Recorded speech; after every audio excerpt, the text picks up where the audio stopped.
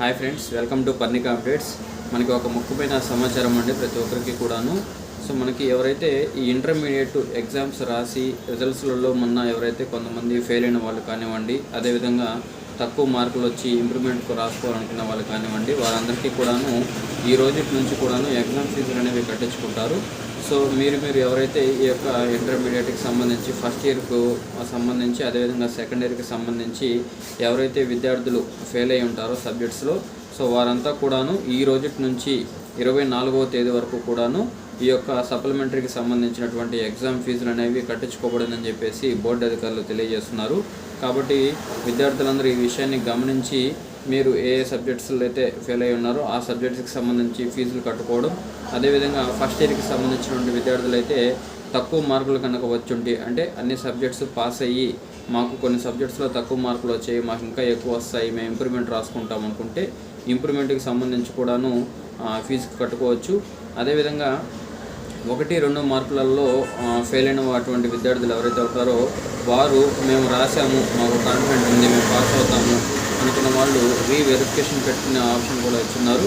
అదేవిధంగా రీకౌంటింగ్, అంటే వేసిన మార్కులను మళ్ళీ రీకౌంటింగ్ చేసుకోవడానికి కూడాను బోర్డు అధికారులు మనకి అవకాశం కల్పిస్తున్నారు. కాబట్టి ఈ విద్యార్థులందరూ ఈ విషయాన్ని గమనించి అటు సప్లిమెంటరీకి సంబంధించి, అదేవిధంగా రీవెరిఫికేషన్కి సంబంధించి, రీకౌంటింగ్కి సంబంధించి, ఇంప్రూవ్మెంట్కి సంబంధించి, సో ఈ 4 విషయాల మీద కూడాను మీరు ఫీజులు అనేవి కట్టుకోవాల్సి ఉంటుంది.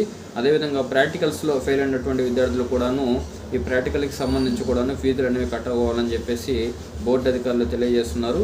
కాబట్టి ఈ రోజు నుంచి 24వ తేదీలోపు ఈ ఫీజులు అనేవి మీకు సంబంధించినటువంటి కాలేజీల్లో మీరు ఫీజు చెల్లించుకోవాలి.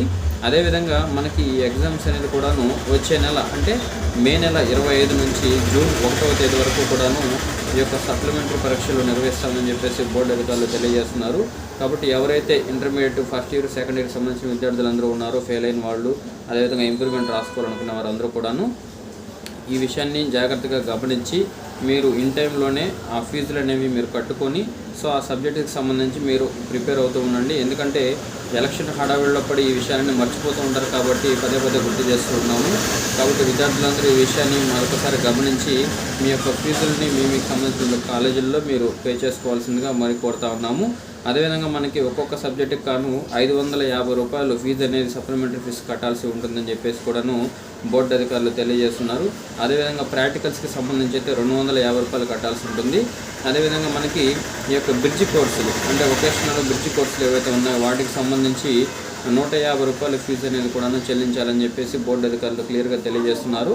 సో ఈ విషయాన్ని ప్రతి ఒక్కరూ విద్యార్థులంతా కూడాను గమనించి మీకు సంబంధించినటువంటి సబ్జెక్ట్స్కి సంబంధించి ఫీజులు అనేవి కట్టుకొని ఆ సబ్జెక్ట్స్ మీరు ప్రిపేర్ అవ్వి బాగా రాసి ఈసారి మంచి మార్కులు తెచ్చుకోవాలని చెప్పేసి కూడాను మన ఛానల్ తరఫున ప్రతి ఒక్క విద్యార్థికి మనం తెలియజేసుకుంటూ ఉన్నాం.